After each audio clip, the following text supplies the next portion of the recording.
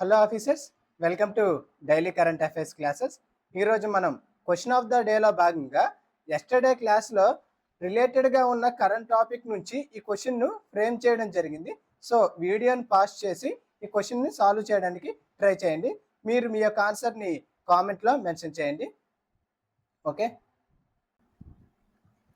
So ఈరోజు మనం current అఫైర్స్లో భాగంగా ద్రవ్య విధాన committee, global biodiversity framework, international energy efficiency hub, శాస్త్రీయ భాషా హోదా, పిఎం ఇంటర్న్షిప్ పథకం, ఈ 5 కాన్సెప్ట్ల గురించి కూడా ఈరోజు మనం డీటెయిల్గా చూద్దాం.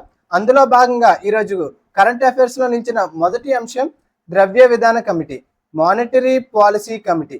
తాజాగా కేంద్ర ప్రభుత్వం అనేది ఈ మానిటరీ పాలసీ కమిటీలో సభ్యులను నియమిస్తూ ఒక నోటిఫైను జారీ చేయడం జరిగిందండి. సో అందువల్ల ఇది వార్తల్లో నిలవడం జరిగింది. సో దీనికి రిలేటెడ్గా అంటే ఎకానమీలో ఈ మానిటరీ పాలసీకి రిలేటెడ్గా మనం ఈ కాన్సెప్ట్ని రిలేట్ చేసుకుంటూ చూద్దాం. సో ఈ మానిటరీ పాలసీ, ఈ ద్రవ్య విధానాన్ని ఎవరు డిసైడ్ చేస్తారు అంటే సెంట్రల్ బ్యాంక్ ఆఫ్ ఇండియా అండి. సెంట్రల్ బ్యాంక్ ఆఫ్ ఇండియా అంటే ఆర్బీఐ అనేది ఈ ద్రవ్య విధానాన్ని డిసైడ్ చేయడం జరుగుతుందండి. అసలు ఆర్బీఐ ఎందుకు ఈ ద్రవ్య విధానాన్ని డిసైడ్ చేస్తుంది అంటే to manage the money supply and to control the inflation rate. అంటే మనీ సప్లైను మరియు ఇన్ఫ్లేషన్ రేట్ను కంట్రోల్ చేయడం ఆర్బీఐ యొక్క ముఖ్య ఉద్దేశం. దీనిని ఈ ద్రవ్య విధానం ద్వారా కంట్రోల్ చేయడం జరుగుతుందంట.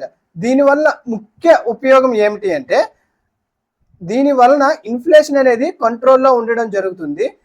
దాని వలన ఎకనామిక్ గ్రోత్ కానీ, అన్ఎంప్లాయ్మెంట్ కానీ, సోషల్ జస్టిస్ కానీ ఆటోమేటిక్గా సర్వ్ అవ్వడం జరుగుతుందండి. అందువలన ఈ ఆర్బీఐ అనేది దీన్ని ప్రకటించడం జరుగుతుంది.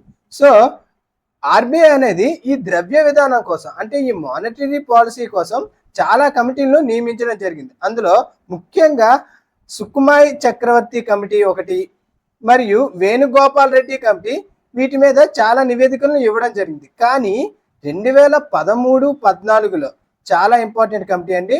ఏ కమిటీ అంటే ఉర్జిత్ పటేల్ కమిటీ. ఉర్జిత్ పటేల్ కమిటీను ఆర్బీఐ నియమించడం జరిగిందండి. ఎందుకోసం అంటే మానిటరీ పాలసీలో రీఫార్మ్స్ తీసుకురావడం కోసం ఈ ఉర్జిత్ పటేల్ ఎప్పుడు అంటే 2013-14లో ఈ కమిటీను ఆర్బీఐ నియమించడం జరిగిందండి. సో ఈ కమిటీ సిఫార్సు మేరకు ఆర్బీఐ ద్రవ్యోల్బణాన్ని లక్ష్యంగా డిసైడ్ చేస్తూ ద్రవ్య విధానాన్ని ప్రకటించడం స్టార్ట్ చేసిందండి. ఓకే, ఎప్పటి నుంచి అంటే 2016 నుంచి ఆర్బీఐ అనేది ద్రవ్యోల్బణాన్ని అంటే ఇన్ఫ్లేషన్ను టార్గెట్గా చేస్తూ మానిటరీ పాలసీని డిసైడ్ చేయడం జరిగిందండి. దీనికి అనుగుణంగానే 1934 చట్టాన్ని 1934 ఆర్బీఐ చట్టాన్ని ఎమెండ్ చేస్తూ 2016లో ఒక సవరణ అనేది చేయడం జరిగిందండి. అంటే ఈ 2016లో 1934 ఆర్బీఐ యాక్ట్ను ఎమెండ్ చేస్తూ సెక్షన్ 45 ZBని యాడ్ చేయడం జరిగిందండి. ఓకే, సెక్షన్ 45ను ఈ అమెండ్మెంట్ ద్వారా యాడ్ చేయడం జరిగింది. సో ఈ కమిటీ లక్ష్యం మేరకే ప్రస్తుతం అంటే 2021 నుంచి 26 వరకు కూడా ఇన్ఫ్లేషన్ రేట్ను 4% ఉంచేటట్టుగా డిసైడ్ చేయడం జరిగిందండి. ఆర్బీఐ అనేది ప్రస్తుతం ఇన్ఫ్లేషన్ రేట్ను ఎంత ఉంచడానికి డిసైడ్ అయ్యిందంటే 4%గా ఉంచడానికి డిసైడ్ అవ్వడం జరిగింది. ఈ ఎంపీసీని ఎప్పుడు ఏర్పాటు చేయడం జరిగింది అంటే ఈ మానిటరీ పాలసీ కమిటీని ఎప్పుడు ఏర్పాటు చేయడం జరిగింది అంటే 2016లో. ఏ కమిటీ సిఫార్సు మేరకు అంటే ఇది కూడా ఉర్జిత్ పటేల్ కమిటీ అండి. ఉర్జిత్ పటేల్ కమిటీ సిఫార్సు మేరకు ఈ ఎంపీసీను మానిటరీ పాలసీ కమిటీను ఏర్పాటు చేయడం జరిగింది. ఇందులో మొత్తంగా 6 సభ్యులు కలరండి. ఇది చాలా ఇంపార్టెంట్. ఈ ఎంపీసీకి రిలేటెడ్గా ఇందులో టోటల్గా ఎంతమంది సభ్యులు కలరు అంటే 6 సభ్యులు కలరు. దీనిలో ఆర్బీఐ సైడ్ నుంచి 3 మెంబర్స్ ఉంటారు, సెంట్రల్ గవర్నమెంట్ సైడ్ నుంచి 3 మెంబర్స్ ఉంటారండి. సో ఈ ఆర్బీఐ సైడ్ 3 మెంబర్స్లో ఆర్బీఐ గవర్నర్ ఎక్స్ అఫిషియో చైర్మన్గా ఉండడం జరుగుతుందండి. సో సెంట్రల్ గవర్నమెంట్ అనేది 3 మెంబర్స్ నియామకం చేయడం జరుగుతుంది. సో తాజాగా సెంట్రల్ గవర్నమెంట్ అనేది ఈ 3 మెంబర్స్ను అపాయింట్ చేయడం జరిగింది. అందువల్ల ఇది వార్తల్లో నిలవడం జరిగింది. సో ఈ 6 మెంబర్స్లో మినిమం 4 మెంబర్స్ అనేది క్వారంగా ఉంటే ఈ ఎంపీసీని అంటే ఈ మానిటరీ పాలసీ కమిటీను కండక్ట్ చేయడం అనేది జరుగుతుందండి. అంటే ఇందులో మినిమంగా 4 మెంబర్స్ అనేది ఉండాలండి. ఓకే, ఏదైనా టాపిక్ టై అయితే ఆర్బీఐ గవర్నర్ అనేది అల్టిమేట్గా డిసైడ్ చేయడం జరుగుతుంది. సో ఈ ఎంపీసీ అనేది బై మంత్లీ పాలసీ అండి. అంటే ఎవ్రీ 2 monthsకి ఇది మీట్ అవ్వడం జరుగుతుంది. ఈ మీటింగ్లో ఇది ముఖ్యంగా రెపో రేట్ను డిసైడ్ చేయడం జరుగుతుందండి. ఈ మీటింగ్లో ముఖ్యంగా రెపో రేట్ను డిసైడ్ చేయడం జరుగుతుంది. ఈ రెపో రేట్ను బై మంత్లీ పాలసీ కింద ప్రతి 2 months కూడా ఒకసారి మీట్ అయ్యి ఈ రెపో రేట్ను ప్రకటించడం జరుగుతుందండి. సాధారణంగా ఆర్బీఐ అనేది ఇన్ఫ్లేషన్ రేట్ను 2 to 6% మెయింటైన్ చేయాలని టార్గెట్గా పెట్టుకుందండి. అంటే 2 నుంచి 6% మధ్యలోనే ఇన్ఫ్లేషన్ను ఉంచాలని ఆర్బీఐ డిసైడ్ చేయడం జరిగింది. సో దీనికి రిలేటెడ్గా ఇంకొక ఇంపార్టెంట్ కాన్సెప్ట్ ఏంటంటే 2016లోనే మానిటరీ పాలసీలో ఒక మార్పును కూడా తీసుకురావడం జరిగిందండి. ఈ 2016లో మానిటరీ పాలసీ పద్ధతిలో ఒక మార్పును కూడా తీసుకురావడం జరిగింది. అంటే సాధారణంగా 3 పద్ధతులను ఉపయోగించి ప్రపంచంలో ఈ మానిటరీ పాలసీని డిసైడ్ చేయడం జరుగుతుంది. సాధారణంగా ఎన్ని పద్ధతులు అంటే 3 పద్ధతులు. అందులో మొదటిది ఎక్స్చేంజెడ్ రేట్ అండి. ఈ ఎక్స్చేంజెడ్ రేట్ను ఉపయోగించి ప్రభుత్వాలు అనేది మానిటరీ పాలసీని డిసైడ్ చేయడం జరుగుతుంది. అంటే ఈ ఎక్స్చేంజెడ్ రేట్లో ముఖ్యంగా ఏముంటాయంటే ఇంపోర్ట్స్ మరియు ఎక్స్పోర్ట్, వీటి మీద డిపెండ్ అయ్యి ఈ మానిటరీ పాలసీని డిసైడ్ చేయడం జరుగుతుంది. దీనికి ఎగ్జాంపుల్గా మనము ఏ దేశాన్ని చెప్పవచ్చు అంటే సింగపూర్ని మనం చెప్పవచ్చండి. ఈ ఎక్స్చేంజెడ్ రేటెడ్ మీద మానిటరీ పాలసీని డిసైడ్ చేసే దేశంగా మనం సింగపూర్ను చెప్పొచ్చు. సో ఇంకొక పద్ధతి, రెండవ పద్ధతి ఏమిటి అంటే మల్టిపుల్ ఇండిసెస్ అండి. మల్టిపుల్ ఇండికేటర్స్ను యూజ్ చేసి మానిటరీ పాలసీని డిసైడ్ చేయడం జరుగుతుంది. అంటే 2016 వరకు కూడా భారతదేశం అనేది ఈ మల్టిపుల్ ఇండికేటర్ పాలసీని ఉపయోగించి ఇన్ఫ్లేషన్ని కంట్రోల్ చేయడం జరిగింది. అంటే ఈ మల్టిపుల్ ఇండికేటర్ పాలసీలో ముఖ్యంగా ఏం చేస్తారంటే ఇన్ఫ్లేషన్ కానీ, ఇంపోర్ట్స్ ఎక్స్పోర్ట్స్ కానీ, కన్జంప్షన్ కానీ వీటన్నిటిని వ్యాలిడ్ చేస్తూ, వీటన్నిటిని కంపేర్ చేస్తూ ఇన్ఫ్లేషన్ రేట్ను డిసైడ్ చేయడం జరుగుతుందండి. సో ఈ ఉర్జిత్ పటేల్ 2016 రికమెండేషన్ ప్రకారంగా మనము థర్డ్ పద్ధతిని ఎంచుకోవడం జరిగిందండి. ఇందులో కేవలం మనం ఇన్ఫ్లేషన్ మాత్రమే టార్గెట్ చేయడం జరిగింది. సో ఈ థర్డ్ పద్ధతిలో ఇప్పుడు ఇండియా ఏం ఫాలో అవుతుందంటే కేవలం ఇన్ఫ్లేషన్ మాత్రమే టార్గెట్ చేయడం జరుగుతుందండి. సో ఇన్ఫ్లేషన్ని టార్గెట్ చేస్తే ఆటోమేటిక్గా అన్ఎంప్లాయ్మెంట్ గురించి కానీ, గ్రోత్ గురించి కానీ, డెవలప్మెంట్ గురించి కానీ పట్టించుకోవాల్సిన అవసరం ఉండదు. ఇవి వాటి గొడుగులో భాగంగా ఇవి కూడా అభివృద్ధి చెందుతాయని పేర్కొనడం జరిగింది. అందువల్ల భారతదేశం అనేది 2016 నుంచి ఏ మెథడ్ని ఫాలో అవుతుంది అంటే ఇన్ఫ్లేషన్ టార్గెట్ మెథడ్ను ఫాలో అవడం జరుగుతుంది. సాధారణంగా ద్రవ్య విధానాలు అనేవి ఎన్ని రకాలుగా ఉంటాయండి? 2 రకాలుగా ద్రవ్య విధానాలు ఉంటాయి. ఒకటి చీప్, ఇంకొకటి టైట్ పాలసీ. ఒకటి చీప్ పాలసీ, ఇంకొకటి టైట్ పాలసీ. ఈ చీప్ పాలసీలో వడ్డీ రేట్లు చాలా తక్కువగా ఉండడం జరుగుతాయి. అదే టైట్ పాలసీలో అయితే వడ్డీ రేట్లు అనేది చాలా ఎక్కువగా ఉంటాయి. ఇవేంటి అండి? ద్రవ్య విధాన రకాలు. కానీ ద్రవ్య విధానాలు టూల్స్ అంటే ద్రవ్య విధానం యొక్క సాధనాలను మనం అబ్జర్వ్ చేస్తే వీటిని కూడా 2 రకాలుగా డివైడ్ చేయడం జరిగిందండి. అందులో ముఖ్యంగా ఒకటి క్వాంటిటేటివ్ టూల్స్, ఇంకొకటి క్వాలిటేటివ్ టూల్స్ అండి. సో ఇవి కూడా చాలా ఇంపార్టెంట్. మనం ఈ క్వాంటిటేటివ్ టూల్స్లో మనము వేటిని అబ్జర్వ్ చేస్తామంటే సిఆర్ఆర్ కానీ, ఎస్ఎల్ఆర్ కానీ, బ్యాంక్ రేట్ కానీ, రివర్స్ రెపో రేట్, వీటన్నిటినీ కూడా మనం క్వాంటిటేటివ్ టూల్స్గా మనం పరిగణించడం జరుగుతుంది.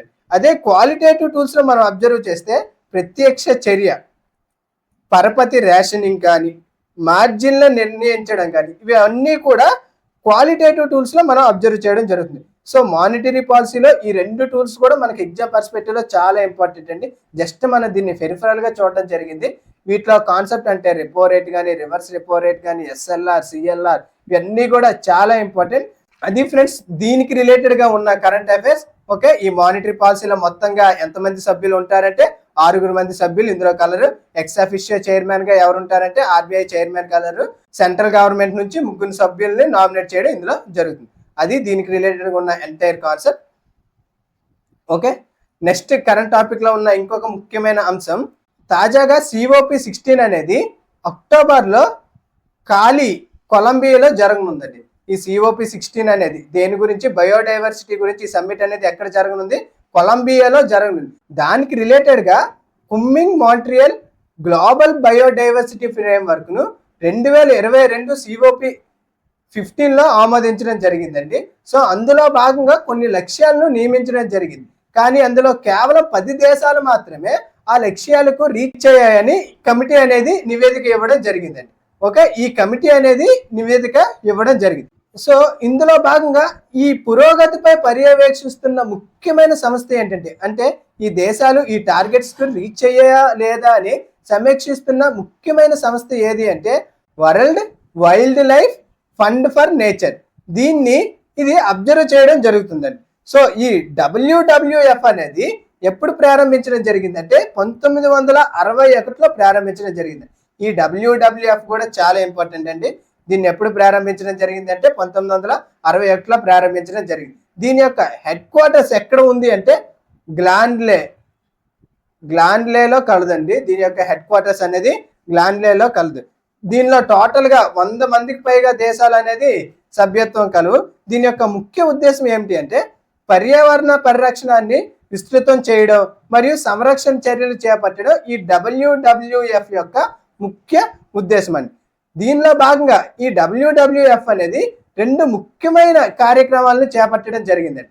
సో ఇది 2 ముఖ్యమైన కార్యక్రమాలను చేపట్టడం జరిగింది. అందులో మొదటిది ఎర్త్ హవర్ను ఇది ప్రారంభించడం జరిగింది. దీన్ని 2007లో ఆస్ట్రేలియాలో ప్రారంభించడం జరిగింది. దీనిలో భాగంగా మార్చ్ లాస్ట్ శనివారంలో 8:30 నుంచి 8:30 to 9:30 వరకు 1 అవర్ అనేది లైట్స్ ను ఆఫ్ చేసే కార్యక్రమంను ఈ ఎర్త్ అవర్ లో భాగంగా WWF అనేది ప్రారంభించడం జరిగింది. ఓకే, నెక్స్ట్ ఇంకొక ఇంపార్టెంట్ కార్యక్రమం ఈ WWF ప్రారంభించింది. అది గ్లోబల్ 200 ఎకో రీజియన్. దీనిలో భాగంగా ప్రపంచం మొత్తంలో 200 ఎకో రీజియన్స్ ను గుర్తించి వాటిని సంరక్షించడం దీని యొక్క ముఖ్య ఉద్దేశం అండి. ఓకే, ఈ WWF అనేది 2 కార్యక్రమాలు తీసుకొచ్చింది. ఒకటి 0 earth hour, next global 200 eco regions. Okay, దీన్ని ఎప్పుడు ప్రారంభించారు అంటే 1961లో దీన్ని ప్రారంభించడం జరిగింది. సో దీనికి రిలేటెడ్ గా ఇంకొక ఇంపార్టెంట్ ఫ్రేమ్వర్క్ ఏంటి అంటే కుమ్మింగ్ మాంట్రియల్ గ్లోబల్ బయోడైవర్సిటీ ఫ్రేమ్వర్క్. దీన్ని ఎప్పుడు ఆమోదించడం జరిగింది అంటే 2022లో బయోడైవర్సిటీ సదస్సు కాన్ఫరెన్స్ ఆఫ్ పార్టీస్ 15 సదస్సులో దీన్ని ఆమోదించడం జరిగిందండి. దీని యొక్క ముఖ్య లక్ష్యం ఏమిటంటే స్థిరమైన అభివృద్ధిని సాధించడం దీని యొక్క ముఖ్య లక్ష్యం. దీనిలో భాగంగా వీటిని SDGకు కనెక్ట్ చేసి రెండింటిని మిక్స్ చేస్తూ అభివృద్ధిని సాధించడం ఈ ఫ్రేమ్వర్క్ యొక్క ముఖ్య లక్ష్యం.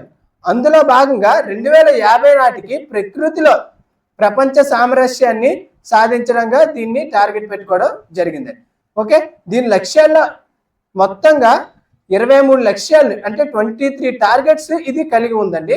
మరియు 4 ప్రపంచ లక్ష్యాలను అంటే 4 వరల్డ్ లక్ష్యాలను ఇది కలిగి ఉంది. మరియు పర్టికులర్ గా 23 టార్గెట్లు ఇది కలిగి ఉండడం జరిగింది.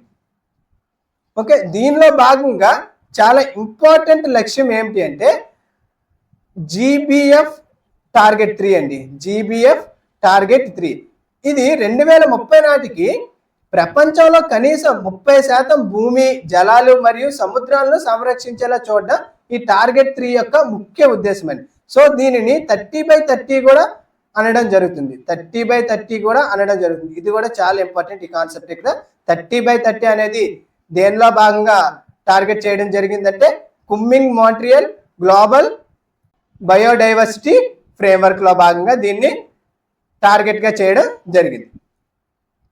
Okay, next important current topic international energy efficiency hub అని. తాజాగా భారతదేశం అనేది ఈ ఇంటర్నేషనల్ ఎనర్జీ ఎఫిషియన్సీ హబ్ లో జాయిన్ అవ్వడం జరిగిందండి. సో అందువల్ల ఇది చాలా ఇంపార్టెంట్. 2024 గాను భారతదేశం ఎటువంటి ఇనిషియేటివ్ లో జాయిన్ అయినా కూడా మనం అది ఖచ్చితంగా గుర్తుపెట్టుకోవాలి. అందులో భాగంగా ఈ ఇంటర్నేషనల్ ఎనర్జీ ఎఫిషియన్సీ హబ్ లో భారతదేశం అనేది సభ్యత్వంగా ఆమోదించడం తెలిపింది. అందువల్ల ఇది చాలా ఇంపార్టెంట్. దీని యొక్క ముఖ్య ఉద్దేశం ఏమిటి అంటే ప్రపంచ వ్యాప్తంగా ఇంధన సామర్థ్యాన్ని ప్రోత్సహించడం దీని యొక్క ముఖ్య ఉద్దేశం అండి. అందులో భాగంగా ప్రపంచంలో ఉన్న దేశాలన్నిటినీ కూడా ఒకే వేదికపై తీసుకురావడంగా ఇది లక్ష్యంగా పెట్టుకుంది. యాక్చువల్ గా ఇది IPEEC అంటే international partnership for energy efficiency cooperation 2020లో ఇది స్థాపించడం జరిగింది. దీనికి అనుబంధంగా ఇది ఏర్పాటు చేయడం జరిగిందండి. అంటే ఈ ఇంటర్నేషనల్ ఎనర్జీ ఎఫిషియన్సీ హబ్ అనేది IPEEC అనుబంధంగా ఏర్పాటు అవ్వడం జరిగింది. దీనిలో మొత్తంగా ఎన్ని దేశాలు కలవు అంటే 16 దేశాలు ఇందులో కలవండి. తాజాగా భారతదేశం కూడా ఇందులో సభ్యత్వం పొందడం జరిగింది. భారతదేశం నుంచి అమలు చేస్తున్న ఏజెన్సీ ఏమిటి అంటే bureau of energy efficiency, BEE, bureau of energy efficiency. ఈ ఏజెన్సీ కూడా చాలా ఇంపార్టెంట్ అండి భారతదేశం తరఫున ఇది అమలు చేస్తున్న ఏజెన్సీ. సో ఈ BEE, బ్యూరో ఆఫ్ ఎనర్జీ ఎఫిషియన్సీని ఎప్పుడు ప్రారంభించారు అంటే 2002లో ప్రారంభించడం జరిగింది. దీని యొక్క ముఖ్య ఉద్దేశం ఏమిటి అంటే to reduce the energy transition. Energy అంటే శక్తి యొక్క కన్జంప్షన్ ను తగ్గించడం దీని యొక్క ముఖ్య ఉద్దేశం. అందులో భాగంగా ఇది 2002లో ఏర్పాటు అవడం జరిగిందండి. ఓకే, నెక్స్ట్ కరెంట్ టాపిక్ లో ఉన్న ఇంకొక ముఖ్యమైన అంశం పిగ్మీ హాగ్. ఇది ఒక పంది అండి, ఇది ఒక పిగ్. ఇది తాజాగా వార్తల్లో నిలవడం జరిగింది. ఎందుకంటే మానస్ నేషనల్ పార్క్ అస్సాంలో కలదు. సో ఈ క్యాప్టివ్ పిగ్మీ హాగ్ ను ఇక్కడ విడిచిపెట్టడం అనేది జరిగిందండి. సో ఈ మానస్ నేషనల్ పార్క్ లో క్యాప్టివ్ బ్రీడ్ పిగ్మీ హాగ్లను ఇక్కడ విడిచిపెట్టడం జరిగింది. అందువల్ల ఇది వార్తల్లో నిలవడం జరిగింది. సో ఎన్వైరన్మెంట్ పరంగా ఈ పిగ్మీ హాగ్ కూడా చాలా ఇంపార్టెంట్ అండి. ఇది ఒక ఇండికేటర్ స్పెసీస్ అండి. ఈ పిగ్మీ హాగ్ అనేది ఒక ఇండికేటర్ స్పెసీస్. అందువల్ల మనం మన సబ్జెక్ట్ రిలేటెడ్ గా ఖచ్చితంగా గుర్తుపెట్టుకోవాలి. సో మనము ఈ టాపిక్ రిలేటెడ్ గా మనకు కొన్ని ఇంపార్టెంట్ ఎన్వైరన్మెంటల్ కీ టర్మ్స్ చూద్దాం. అందులో భాగంగా ముఖ్యంగా కీ స్టోన్ స్పీసీస్, ఇండికేటర్ అంటే సూచిక జాతుల గురించి కానీ, పునాది జాతుల గురించి కానీ, గొడుగు జాతులు మరియు ఫ్లాగ్షిప్ స్పీసీస్. ఈ టర్మ్స్ అన్నీ కూడా ఈ ఎన్వైరన్మెంట్ లో చాలా ఇంపార్టెంట్ అండి. ఎన్వైరన్మెంట్ లో ఈ టర్మ్స్ మీద ఖచ్చితంగా క్వశ్చన్ అడిగే ఛాన్స్ ఉంటుంది. అందులో భాగంగా ఈ ఇండికేటర్ స్పీసీస్ అనేది దేని గురించి అంటే ఒక పర్యావరణం, ఒక ఎన్వైరన్మెంట్ అనేది ఆరోగ్యంగా ఉందా లేదా అంటే ఎకలాజికల్ గా మెయింటైన్ అవుతుందా లేదా అనేవి అక్కడున్న ఇండికేటర్ స్పీసీస్ వల్ల మనం గుర్తించడం జరుగుతుందండి. సో ఇఫ్ ఈ ఇండికేటర్ స్పీసీస్ అనేవి చాలా తక్కువగా ఉన్నా లేకపోతే చనిపోతూ ఉన్నా కూడా అక్కడ బయోడైవర్సిటీ కానీ అక్కడ ఎన్వైరన్మెంట్ సిస్టమ్ కానీ ఇబ్బందిగా ఉందని మనం ఇండికేట్ గా చూడవచ్చండి. అందువల్ల వీటిని ఒక ఇండికేటర్ స్పీసీస్ గా మనం చూడడం జరుగుతుంది. సో పిగ్మీ హాగ్ అనేది ఒక సూచిక జాతిగా మనం పరిగణించవచ్చు. ఇది ప్రపంచంలోనే అతి చిన్నది మరియు అరుదైన అడవి పంది. వీటిని సాధారణంగా ఎక్కడ చూస్తాము అంటే అస్సాంలోని మానస్ టైగర్ రిజర్వ్స్ లో వీటిని మనం గుర్తించడం జరుగుతుంది. సో వీటిని ఎక్కువగా ఎక్కడ చూడడం జరుగుతుంది అంటే అస్సాంలోని మానస్ టైగర్ రిజర్వ్స్ లో మనం చూడడం జరుగుతుంది. సో దీనికి రిలేటెడ్ గా మనకి అస్సాంలో టోటల్ గా ఎన్ని నేషనల్ పార్క్స్ ఉన్నాయంటే టోటల్ గా 7 నేషనల్ పార్క్స్ ఉన్నాయండి. ఇవి కూడా సబ్జెక్ట్ పరంగా చాలా ఇంపార్టెంట్. టోటల్ గా అస్సాంలో ఎన్ని నేషనల్ పార్క్స్ ఉన్నాయంటే 7 నేషనల్ పార్క్స్ ఉన్నాయి. అందులో ముఖ్యంగా దిహాంగ్ పట్కాయ్, కజిరంగా, రైమోనా, వరాంగ్, మానస్, నమోరి, దిబ్రూ ఈ 7 నేషనల్ పార్క్స్ కూడా చాలా ఇంపార్టెంట్ అండి. ఓకే, సో దీనికి రిలేటెడ్ గా ఇప్పుడు మానస్ నేషనల్ పార్క్ ను అబ్జర్వ్ చేస్తే ఈ మానస్ నేషనల్ పార్క్ లో టైగర్ రిజర్వ్స్, ఎలిఫెంట్ రిజర్వ్ మరియు ఇది యునెస్కో చేత నేషనల్ వరల్డ్ హెరిటేజ్ సైట్ గా కూడా గుర్తించడం జరిగిందండి. సో ఈ మానస్ టైగర్ రిజర్వ్ కూడా చాలా ఇంపార్టెంట్ ఎగ్జామ్ పర్స్పెక్టివ్ లో. ఇది ఒక టైగర్ రిజర్వ్ గాను, ఎలిఫెంట్ రిజర్వ్ గాను, యునెస్కో వరల్డ్ హెరిటేజ్ సైట్ గాను కూడా ఇది గుర్తించడం జరిగింది. అందువల్ల కూడా ఇది చాలా ఇంపార్టెంట్. ఈ మానస్ నేషనల్ టైగర్ రిజర్వ్ ఎక్కడ ఉంది అంటే అస్సాంలో ఉంది. ఓకే, ఇప్పుడు ఈ పిగ్మీ హాగ్ యొక్క IUCN స్టేటస్ అబ్జర్వ్ చేస్తే ఇది చాలా క్రిటికల్లీ డేంజర్ లో ఉంది, అంటే చాలా ప్రమాదకరంలో ఉంది. చాలా లిమిటెడ్ స్పెసీస్ ఉండడం వల్ల దీన్ని ఈ IUCN స్టేటస్ లో చాలా ప్రమాదకరమైన లిస్ట్ లో చేర్చడం జరిగింది. అదే వన్యప్రాణుల రక్షణ చట్టం 1972 కింద వీటిని షెడ్యూల్ 1 లో భాగంగా ప్రకటించడం జరిగింది. అంటే వీటిపైన వేటాడడం కానీ ఇల్లీగల్ గా చంపడం కానీ నిషేధించడం జరిగింది. ఓకే, నెక్స్ట్ కరెంట్ టాపిక్ లో ఉన్న ఇంకొక ముఖ్యమైన టాపిక్ క్లాసికల్ లాంగ్వేజ్, శాస్త్రీయ భాష హోదా. ఇటీవల భారత ప్రధాని అధ్యక్షతన కేంద్ర మంత్రివర్గం తాజాగా 5 భాషలను క్లాసికల్ లాంగ్వేజ్ గా డిసైడ్ చేయడం జరిగింది. అవి మరాఠీ, పాలి, ప్రాకృతం, అస్సామీ మరియు బెంగాలీ. ఈ 5 భాషలకు కూడా క్లాసికల్ లాంగ్వేజ్ హోదాను ఇవ్వడం జరిగిందండి.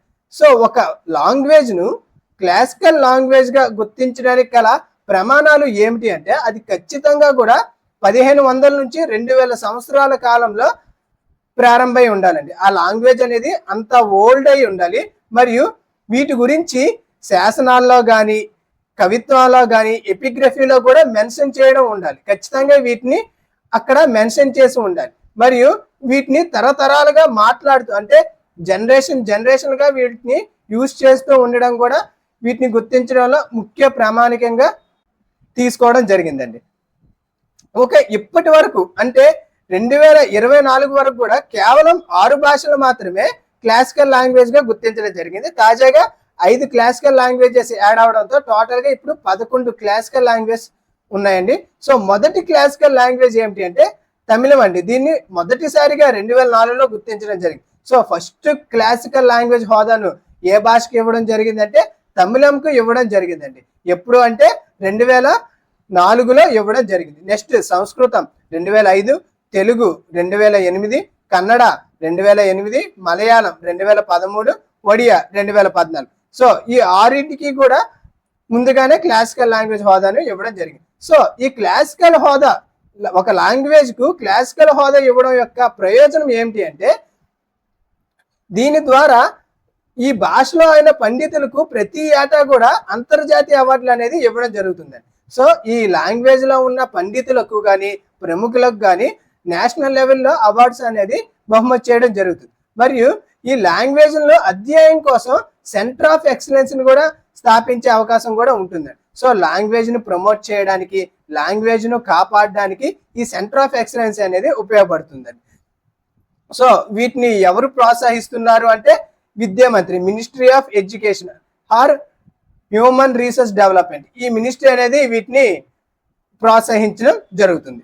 ఓకే, నెక్స్ట్ కరెంట్ టాపిక్ లో ఉన్న ఇంకొక ముఖ్యమైన పథకం పిఎం ఇంటర్న్షిప్ పథకం. దీన్ని 2024 కేంద్ర బడ్జెట్ లో ఆమోదించడం జరిగిందండి. సో తాజాగా వీటి మీద విధి విధానాలను తీసుకురావడం జరిగి ప్రారంభించడం కూడా జరిగింది. ఓకే, దీనిని కార్పొరేట్ వ్యవహారాల మంత్రి ఏ మినిస్ట్రీ ఆధ్వర్యంలో ఉంది అంటే మినిస్ట్రీ ఆఫ్ కార్పొరేట్. సో దీన్ని ఎవరు కంట్రోల్ చేస్తున్నారంటే కార్పొరేట్ వ్యవహారాల మంత్రిత్వ శాఖ వారు దీన్ని కంట్రోల్ చేస్తున్నారు. దీని యొక్క ముఖ్య లక్ష్యం ఏమిటంటే 5 సంవత్సరాల్లో 5 years లో టాప్ 500 కంపెనీస్ లో 1 కోటి మంది యువతకు ఇంటర్న్షిప్ కల్పించడం ఈ పథకం యొక్క ముఖ్య ఉద్దేశం అండి. సో ఇంటర్న్షిప్ అనేది ఎన్ని నెలలు ఉంటుందంటే 1 సంవత్సరం, అంటే 12 నెలలు దీని ద్వారా ఇంటర్న్షిప్ ఇవ్వడం జరుగుతుంది. ఈ ఇంటర్న్షిప్ భాగంగా ప్రతి నెల కూడా 5,000 స్టైఫండ్ కూడా ఇవ్వడం జరుగుతుంది. సో 5,000 స్టైఫండ్ లో కేంద్ర ప్రభుత్వం అనేది 4,500 ఇవ్వడం జరుగుతుంది.